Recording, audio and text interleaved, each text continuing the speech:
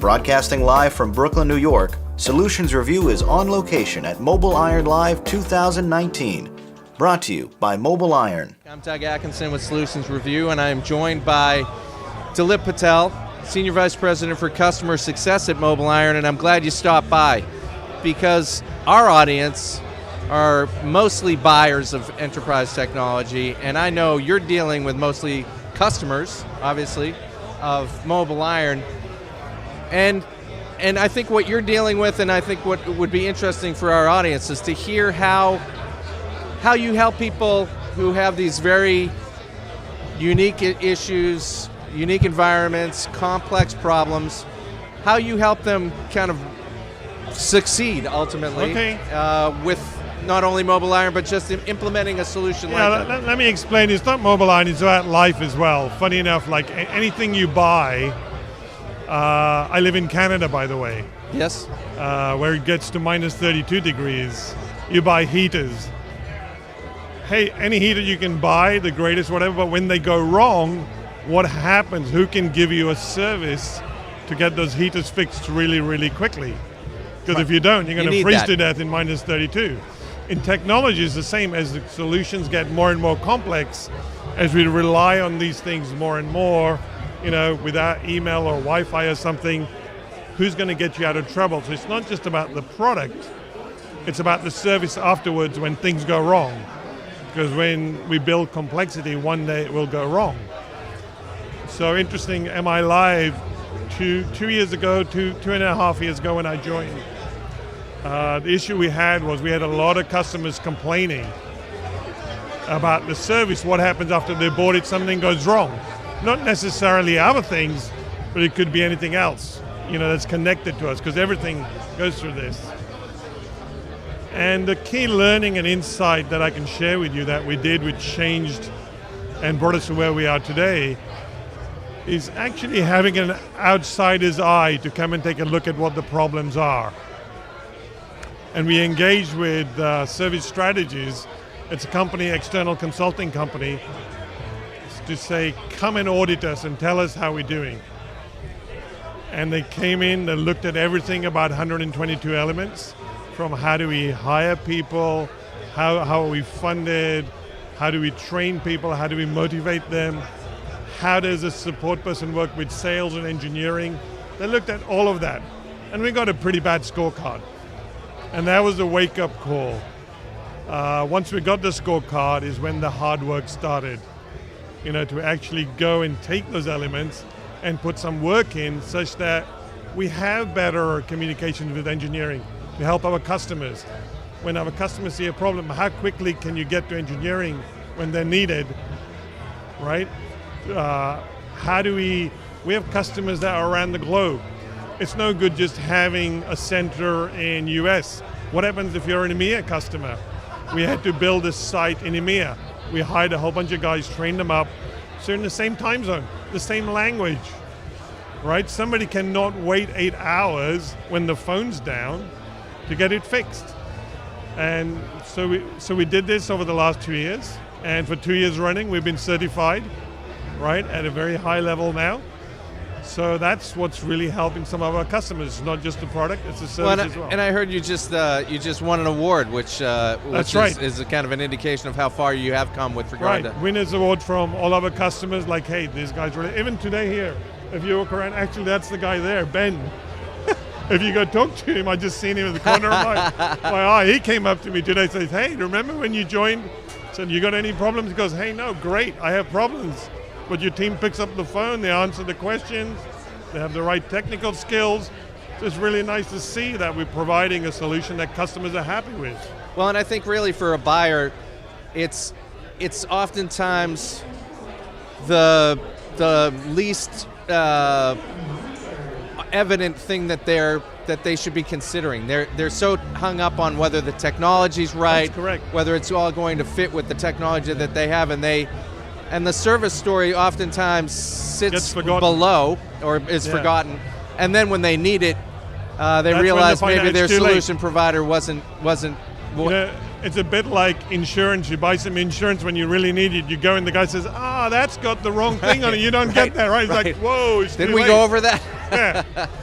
So what we try and do is we actually build proof points working, like I said, I gave you an example of not just us looking at it as somebody else and saying, hey, what's the benchmark?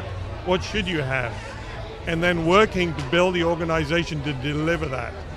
Well, and so with regard to that, as you are out there dealing with customers, obviously everybody's different, but what are some of the trends that you're seeing right now with regard to a customer being successful implementing a complex solution like this in a very mission-critical area? The trends we see is they go much more deeper. Once they feel the confidence with the technology and there's somebody to help them, they go from using, say, just email to they're going to Office 365 to other things, because these things, everything's on there. They become more and more confident, and the business changes because they start using much more technology and they feel, hey, I'm comfortable going to cloud. I'm comfortable using this. I feel secure, right? And the business improves because you can do things quicker. Right? I was just talking to somebody from a bank that said their CEO, he was in Newark somewhere, because of the technology, they had some really important document to sign, emailed it, got it, signed it, sent it back all securely. They couldn't do that before. Right. Right? And it's enabling much faster operations in business by doing that. And so as you have been improving the service levels within MobileIron, what are some of the things that you're learning about internally with regard to the people that you're bringing on and the offerings that you're making? From the MobileIron side? From the implementation, from the professional implementers side. Implementers, the skill sets of the people is changing as we go. Again, I was just talking to somebody, we're having to bring in much more technical cloud-related people. Everything's moving to the cloud. There's just no doubt about it, right? A lot of customers 2 years back, like, well, we're thinking about cloud. This year, about 70%, we all want to move to cloud, right? It saves us on a whole bunch of stuff if you do the ROI on it, right? We don't need, the customer doesn't need skilled people. Customer gets updates much quicker, right? When there's a support issue in terms of service, the pressure on the product builder becomes so much, he'll fix it very quickly in the cloud. Whereas if it's on-premise, you get the issue, it's like, oh, it's just Joe Bloggs, nobody else. Right. And you might get left behind. So you're seeing those subtle changes from the technology, and that impacts the service as well. Well, I'm interested as well. One of the themes we hear over and over, not only in cybersecurity but in data and analytics, is the lack of talent that's available for these organizations to be able to handle that kind of service layer internally, because they can't find the people. It's hard to find those people. Very, very hard. And so you find them leaning more on the services that you can bring to the table? That's correct. And we have to build in plans to actually train them up, bring them in early, train them up, and then feed them in. Do you offer training as part of the... We offer training, our professional service. So if you don't know what to build, we'll build you a blueprint with our professional service. Like, here's what you need to build. If you got the blueprint and you don't know how to build it, we'll come in and build it for you. If you already built but it's not performing, we'll come and get it performing. Right? So it depends, and different customers are at different stages. Right, and levels of sophistication and levels of ability in terms of their capacity to... Which is natural and which is okay. So you've got to be able to help customers at different stages in their life. So a new customer, I think a lot of mid to larger organizations have already believe they're solving these problems, so they may not be solving them at the level they need to. But I'm curious what you would provide for advice for somebody who's saying, okay, we're gonna take it to the next level. We're gonna bring our mobility management, our cybersecurity up a notch. What are some of the things that they should be thinking about with regard to servicing that implementation? Trick question? We're going... Yeah, right. Everybody's different. Yeah, everyone's different. Right.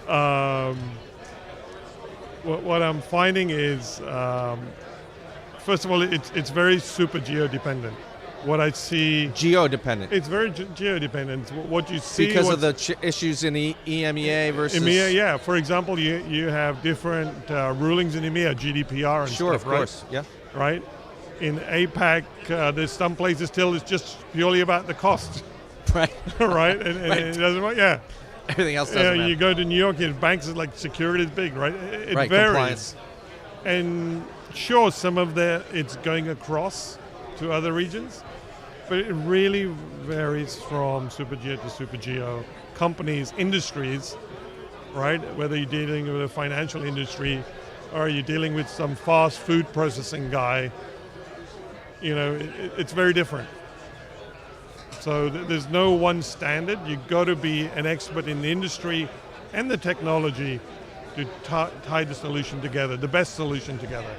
Well, and I think the underlying story is really to not forget about the service story when you're buying a solution. Always, no matter what in life, right? Buying is one thing. What are you going to do when it goes wrong, right? What are you going to do when it goes wrong? Yeah. That's the question. Who are you going to call? That needs to be on the checklist. That needs to be on the checklist, right?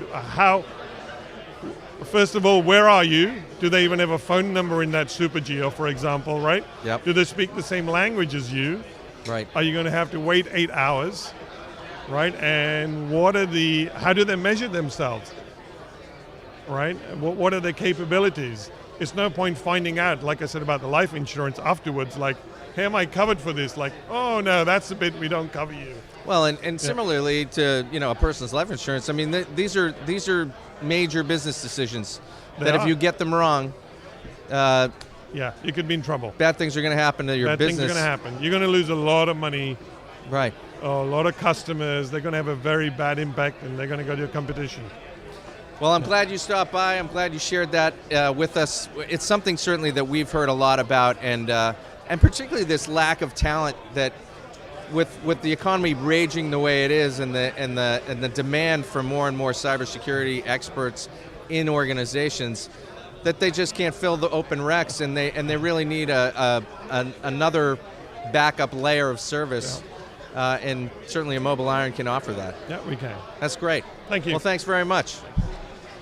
And we'll be back with more from MobileIron Live in Brooklyn.